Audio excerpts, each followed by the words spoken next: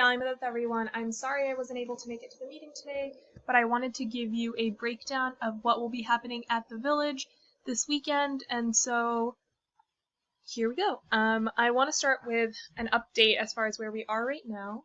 So this is a few pictures of our warehouse. So these are boxes with each of the items for each of our 12 educational stations at the village already packed up and ready to go. And then we've got obviously our art pieces that are going to be large and displayed in the village. This is part of our archway.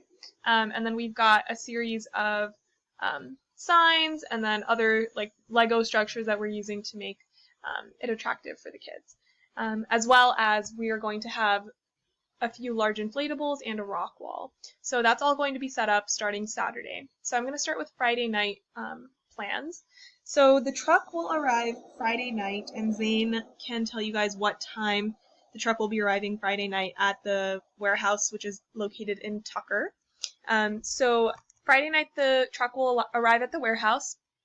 Saturday morning at 10 a.m., as you can see here, we will arrive at the warehouse.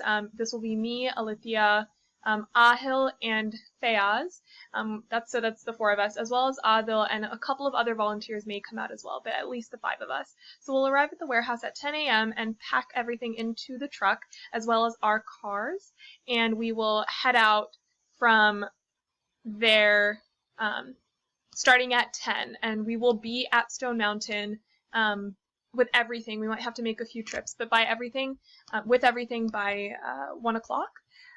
Once we arrive at Stone Mountain, we'll unload pieces from the truck all the way to the lower meadow, which is where the village will be located. We'll get everything set up. We have other volunteers arriving at Stone Mountain at 3 o'clock.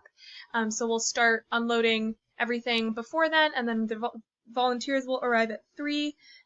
After that, we will set up for about 3 hours, and then we will be training volunteers for the following day at 6 o'clock. So we'll train for about an hour to an hour and a half and go through a dry run for about an hour as well, which will give volunteers the opportunity to ask any questions and everything like that. And then we will eat dinner that night. After that, we'll go home, go to bed, and arrive bright and early at the very latest by 7. So we've got a shift 0 of a few volunteers arriving at 7 to help us finalize any setup that we have, and then move into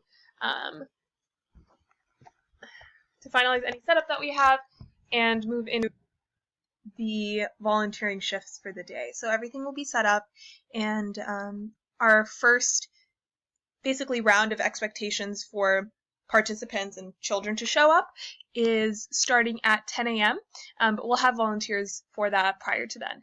We've got the day broken up into 3 shifts, so I can show you that here. So basically we've got the final shift ending at 4:30 right there, and any cleanup after that will just be done by the core team. But let me show you the shift assignments.